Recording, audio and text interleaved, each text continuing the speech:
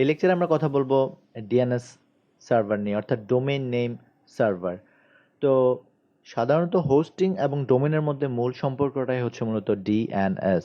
অর্থাৎ আমরা যদি ডিএনএস চেঞ্জ না করি ডোমেনের, তাহলে ডোমেন কখনো হোস্টিংয়ের সাথে কানেক্ট হবে না।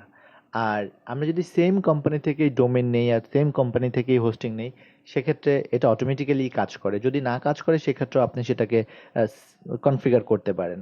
ধরুন আমি গোডাডি থেকে হোস্টিং কিনেছি আর ডোমেন কিনেছি হচ্ছে মূলত নেমচিপ থেকে। এখন আমার যেটা করতে হবে সেটা হচ্ছে আমার যে জায়গা থেকে আমি ডোমেন কিনেছি নেমচিপ, সেখানে আমার ডিএনএসটা চেঞ্জ করতে হবে এবং আমার গোডাডির ডিএনএসটা ডোমেন নেম সার্ভার, এটা আপনি গোডাডি থেকে অটোমেটিক পাবেন। এবং গোডাডিতে যে কোনো ডোমেন হোস্টের করলে সেটার নেম সার্ভার একটাই হয়। তো ওই নেম সার্ভারটা এনে আপনি কপি করে নেম সার্ভার 1 নেম সার্ভার 2 এনে নেম চিপের নেম সার্ভারে আপনি সেটা অ্যাড করে দিয়ে কাস্টম নেম সার্ভার দিয়ে সেটাকে চেঞ্জ করে দিলেই অটোমেটিক্যালি এটা কানেক্ট হয়ে যাবে এবং তখনই আপনি আপনার ডোমেইনটা হোস্ট গোডাডিতে আপনি প্লেস করতে পারবেন, অর্থাৎ গোডাডির হোস্টিং এর সাথে কানেক্ট করতে পারবেন।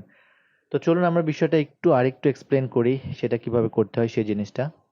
আমি মূলত আছি ফ্যাট কাউ সার্ভারে বা fat cow web hosting service provider. এরাও মূলত চিপ হোস্টিং দেয়।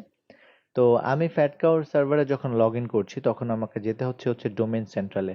ডোমেন সেন্ট্রালে ক্লিক করলে আমি যতগুলো ডোমেন কিনেছি ফ্যাটকাউ থেকে, সবগুলো ডোমেন আমরা এখানে দেখতে পাবো। তো আমরা এখন যেটা করব সেটা হচ্ছে মূলত আমি আমার যেই আই অ্যাম রাজীব যেই ইউটিউব চ্যানেল আছে, সেই চ্যানেলের নামে আমি একটা ডোমেন কিনেছি। এখন আমার এই ডোমেনটা আমি যদি ঠিক নেম সার্ভারে ক্লিক করি, তাহলে আপনি এখানে দেখতে পাচ্ছেন যে আমার এখানে যদি আমি ইউজ ডিফল্ট নেম সার্ভার, তখন সেটা fatcow.com এ আছে। আমি যদি কাস্টম দিই ডিফারেন্ট নেম সার্ভার দিয়ে ইউজ ডিফারেন্ট নেম সার্ভার, তখন আমি দেখতে পাচ্ছি যে আমি মূলত নেম চিপের নেম সার্ভার দিচ্ছি, কারণ আমি হোস্টিংটা নেম চিপ থেকে কিনেছি। সো এইভাবে মূলত আপনারা আপনাদের নেম সার্ভার চেঞ্জ করবেন। প্রত্যেকটাতে আপনি একটু ঘাটাঘাটি করলে নেম সার্ভার খুঁজে পাবেন এবং সেখানে যেখান থেকে হোস্টিং প্রোভাইড করছে সেখানে নেম সার্ভার দিলে আপনার ডোমেন হোস্টিং কানেক্টেড হয়ে যাবে।